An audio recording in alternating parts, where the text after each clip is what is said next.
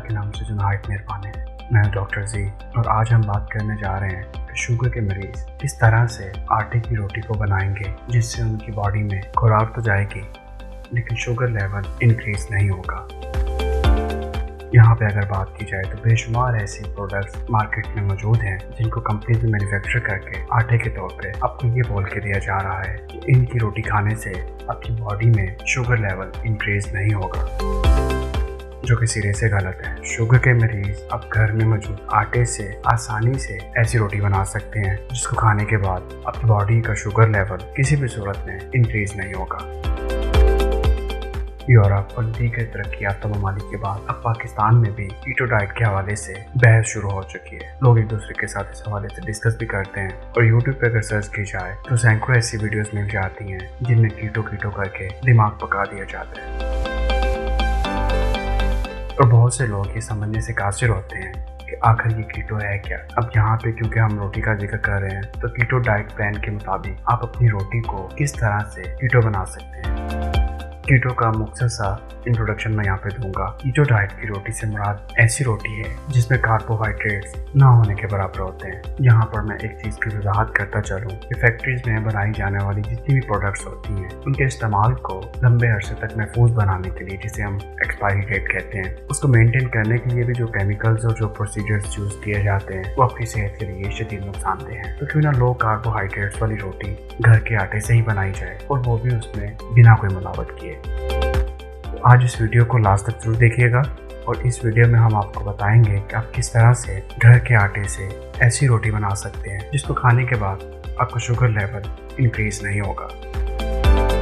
इस वीडियो में हम आपको मुकम्मल गाइड करेंगे कि किस तरह से आप घर में मौजूद आटे को इस्तेमाल करते हुए कार्बोहाइड्रेट से पाक रोटी बना सकते हैं और इस रोटी को खाने के बाद आपका शुगर लेवल इंक्रीज नहीं होगा। इस तरीके से बनाई गई रोटी उन अफराद के लिए बहुत अहम हो सकती है जो अपने वजन को कम करना चाह रहे हैं और ये रोटी सिर्फ उन अफराद के लिए ही नहीं है जो शुगर या मोटापे का शिकार हैं, बल्कि इसे हर सेहतमंद इंसान को भी अपनी खुराक का हिस्सा बनाना चाहिए ताकि वो मुस्तकबिल में आने वाली बीमारियों से महफूज रह सके। तो चलिए वीडियो का आगाज करते हैं। तो इस रोटी को बनाने के तरीकाकार की अगर बात की जाए तो नंबर 1 पे आता है कि आपने बाजारी आटा इस्तेमाल नहीं करना, यानी आपने हमेशा देसी गंदम से चक्की में पिसा हुआ आटा ही इस्तेमाल करना है। बाजार में मौजूद फ्लोर मिल्स का आटा आप किसी भी सूरत में इस्तेमाल नहीं करेंगे। अब आते हैं रोटी की तैयारी की तरफ। अब यहाँ पे जिक्र किया जाएगा एक टाइम की रोटी का। इस हिसाब से आपने कैलकुलेशन करने के बाद अपनी ज़रूरत के मुताबिक आटे की तैयारी करनी है, यानी कि आटा गूंदना है। यानी मिसाल के तौर पे आप 100 ग्राम आटे की रोटी एक वक्त में इस्तेमाल करते हैं तो आपको 100 ग्राम आटा ले लेना है। 100 ग्राम आटा लेने के बाद आपको 100 ग्राम ही पानी की ज़रूरत होगी। पानी आपने बिल्कुल सादा फॉर्म में लेना है, पानी को उबालने की ज़रूरत नहीं है क्योंकि पानी में मौजूद बैक्टीरियाज ही दर हकीकत हमारे आटे को प्रोसेस करने के बाद इस काबिल बनाएंगे कि उसमें मौजूद शुगर लेवल कम से कम हो जाए। अब 100 ग्राम आटे को 100 ग्राम पानी में अच्छी तरह से मिक्स कर लें और मिक्स करने के बाद 12 घंटे के लिए किसी गर्म जगह में रख दें। अब गर्म जगह से मुराद आप धूप मत ले लीजिएगा। गर्म जगह से मुराद जैसे किचन जहाँ पे आप कुकिंग करते हैं, ऑलरेडी हीट जो है वो जनरेट होती है, उसको अच्छे तरीके से मखमल के कपड़े से कवर करके एक साइड पे रख दें। 12 घंटे के बाद आप 100 ग्राम आटा मज़ीद उसमें ऐड करेंगे और इसी तरह 100 ग्राम पानी उसमें ऐड करेंगे। 24 घंटे का टाइम गुजर चुका है। 24 घंटे का टाइम गुजरने के बाद अब आप तीसरी बार 100 ग्राम आटा और 100 ग्राम पानी दोबारा उसमें ऐड करेंगे और ऐड करने के बाद उसको अच्छी तरह से मिक्स करके दोबारा उसके ऊपर मखमल का कपड़ा डाल के रख देंगे। 36 घंटे गुजरने के बाद अब आपका आटा तैयार हो चुका है, यानी उसको खमीर लग चुका है। अब उस आटे को आप फ्रीजर में रख सकते हैं। अब जब भी आपको ज़रूरत के मुताबिक रोटी बनाने की ज़रूरत पड़े तो ये तरीका गौर से सुनिएगा। आपने अगर 100 ग्राम की रोटी एक टाइम में खानी है तो इसके लिए आप सबसे पहले खमीर की सूरत में गूंद कर बनाया हुआ आटा जो कि अभी आपने फ्रीजर में रखा हुआ है उसमें से 50 ग्राम ले लेंगे और 50 ग्राम उसमें फ्रेश आटा मिक्स करेंगे और मिक्स करने के बाद 50 ग्राम ही उसमें पानी ऐड करेंगे और फिर उसको अच्छे तरीके से मिक्स करने के बाद 100 ग्राम की उसकी रोटी बनाएंगे।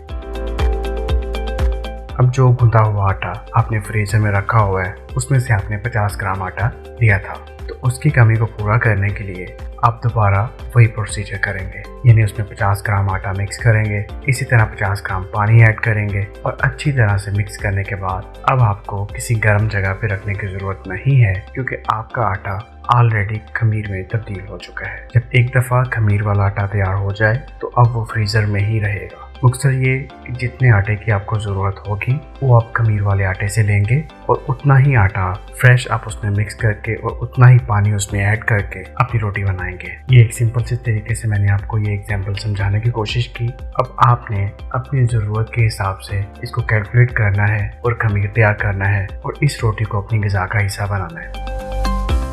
अब होता क्या है, यानी इस वीडियो में आपको खमीर के आटे से बनाई जाने वाली रोटी ही क्यों रिकमेंड की जा रही है, इसको थोड़ा सा साइंटिफिकली समझने की कोशिश करते हैं, ताकि अच्छे तरीके से समझने के बाद आप इसे अपनी ज़िंदगी का हिस्सा बना सकें और आपको ये बात समझने में आसानी हो सके ये किस हद तक आपके लिए फ़ायदेमंद साबित हो सकती है।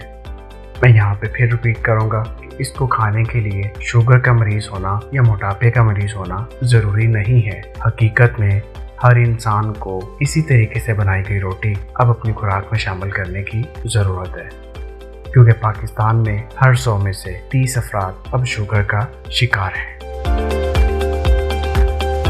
तो चलिए थोड़ा सा साइंटिफिकली इस चीज़ का एनालिसिस करके इस बात को सादा अल्फाज में समझने की कोशिश करते हैं। देखिए, फ्रेश आटे से जो हम पानी में गूंद के रोटी बनाते हैं उसमें कार्बोहाइड्रेट्स बहुत ज़्यादा होते हैं, यानी वो अज्जा जो आपकी बॉडी में जाके शुगर में कन्वर्ट हो जाते हैं उनकी मिकदार बहुत ज़्यादा होती है। लेकिन जैसे ही प्रोसीजर करने के बाद इस आटे को गूंदने के बाद आप खमीर में बदल देते हैं, तो जो पानी में मौजूद बैक्टीरियाज होते हैं वो आटे के साथ प्रोसेस करने के बाद उसमें मौजूद कार्बोहाइड्रेट्स को 60 से 65 तक डेड कर देते हैं और नतीजे में ये होता है जब आप वो रोटी खाते हैं तो आपकी बॉडी में रोटी तो मुकम्मल तौर पे इतनी ही जा रही है जिससे आप अपना पेट भर सकें, लेकिन आपकी बॉडी में शुगर लेवल इंक्रीज नहीं होगा। और इस तरीके से बनाई गई रोटी अगर आप इस्तेमाल करेंगे तो आपको ना कि सिर्फ शुगर की मेडिसिन से छुटकारा मिलेगा, बल्कि मुस्तकिल मजाजी से इस रोटी के इस्तेमाल से हमेशा हमेशा के लिए डायबिटीज़ रिवर्स हो जाएगी, यानी आप सेहतमंद और तंदुरुस्त ज़िंदगी गुजारेंगे बगैर कोई मेडिसिन खाए। तो आई थिंक सारी ज़िंदगी मेडिसिन खाने से 1000 दर्जे बेहतर है कि आप अपनी खुराक को ही इस तरह से बेहतर कर लें कि आपको मेडिसिन खाने की ज़रूरत ही ना पड़े। और खुराक से अच्छा इलाज और क्या हो सकता है। आज की वीडियो में इतना ही, इंशाल्लाह नेक्स्ट वीडियो में मिलते हैं एक नेक्स्ट टॉपिक के साथ। अपना बहुत सा ख्याल रखिएगा। खुदा हाफिज़।